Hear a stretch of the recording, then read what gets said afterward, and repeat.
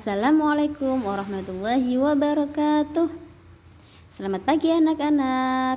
Apa kabarnya hari ini? Semoga kabarnya selalu sehat ya. Amin. Berjumpa lagi dengan Ustazah Zulfa.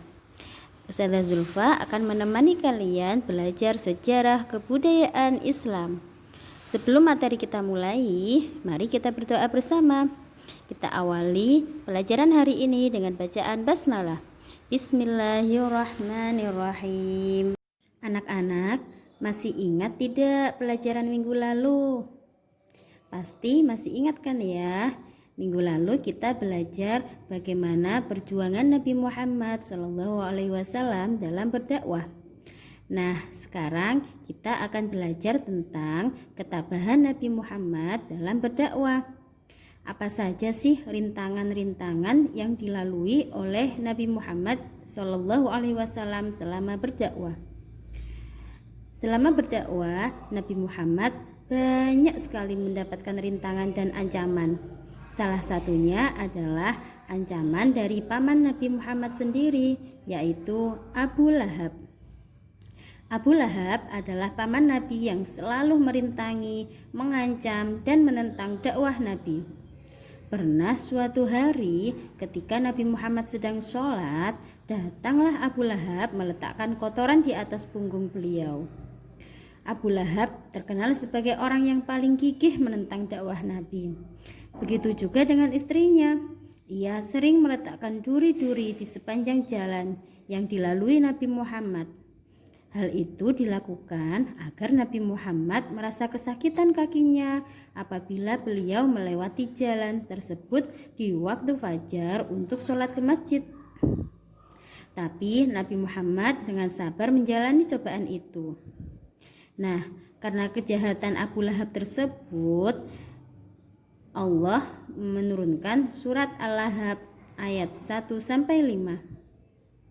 Sudah tahu kan bagaimana bunyi surat Al-Lahab?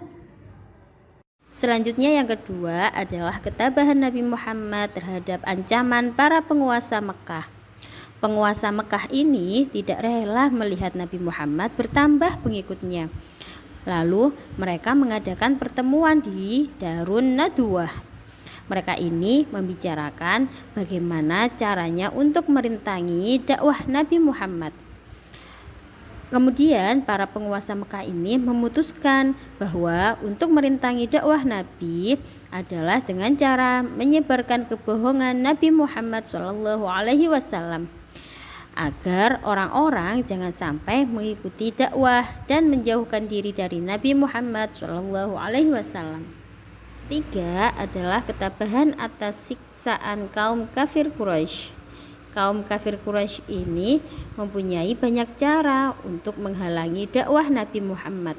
Di antaranya adalah ketika Nabi Muhammad sedang melaksanakan sholat di masjid, beliau dilempari dengan kotoran binatang yang sangat busuk. Kotoran binatang itu mengenai kepala Nabi Muhammad yang sedang sujud dalam sholatnya. Kemudian datanglah Fatimah putri Nabi untuk membersihkan kotorannya. Setelah dibersihkan, Rasulullah lalu melanjutkan sholatnya. Kaum kafir Quraisy ini juga bersepakat apabila Nabi Muhammad SAW berjalan di suatu tempat, maka beliau akan dipukul dengan pukulan yang sangat keras. Mereka ini berpendapat apabila ini dilakukan dengan terus-menerus, maka Nabi Muhammad akan sakit dan tubuhnya menjadi lemah. Kebetulan Fatimah saat itu mendengar dan melaporkan hal itu kepada ayahnya dengan menangis. Lalu Nabi Muhammad menjawab, "Wahai anak perempuanku, diamlah nak, janganlah kamu menangis." Yang keempat, ketabahan Nabi Muhammad atas pemboikotan yang dilakukan Bani Hashim. Apa itu pemboikotan? Pemboikotan sama artinya dengan pengucilan, yaitu dijauhkan dari orang-orang. Kaum kafir Quraisy melakukan pemboikotan terhadap Bani Hashim karena menganggap bahwa Bani Hashim selama ini membela dan melindungi Nabi Muhammad. Dengan diboikotnya Bani Hashim, Nabi dan umat Islam pada waktu itu menderita kelaparan, kemiskinan, dan tidak bisa berhubungan dengan dunia luar. Akibatnya, agama pun tidak bisa berkembang. Nah, apa saja isi dari pemboikotan tersebut?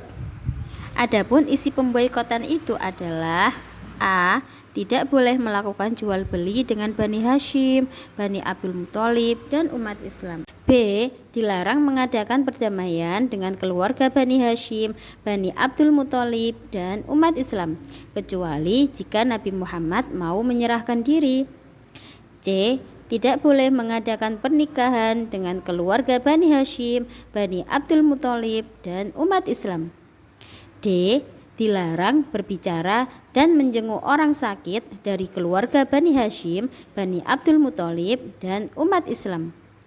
E. Tempat tinggal umat Islam diasingkan di bagian utara kota Mekah dan dijaga ketat oleh kaum Quraisy sehingga tidak dapat berhubungan dengan masyarakat Mekah. Kemudian, papan pengumuman pemboikotan ditempelkan di dinding Ka'bah. Pengumuman pemboikotan tersebut akan dicabut apabila Nabi Muhammad mau menyerahkan diri untuk dibunuh. Umat Islam pada waktu itu bertahan dan tidak mau menyerahkan Nabi Muhammad walaupun mereka menderita. Akhirnya, tahun berganti tahun, papan pengumuman pemboikotan tersebut telah lenyap dimakan oleh rayap. Bersama lenyapnya papan pemboikotan itu, berakhirlah juga pemboikotan terhadap Bani Hashim. Nah, dalam kenyataannya, pemboikotan pada saat itu tidak mampu memaksa umat Islam untuk meninggalkan agamanya. Nah, kisah ketabahan Nabi Muhammad dalam berdakwah tersebut mengajarkan kita untuk selalu sabar dan tabah dalam menghadapi cobaan. Seperti saat ini, meskipun dalam keadaan pandemi, kita pun harus tetap tabah dan tetap menjalani tugas kita sebagai seorang siswa.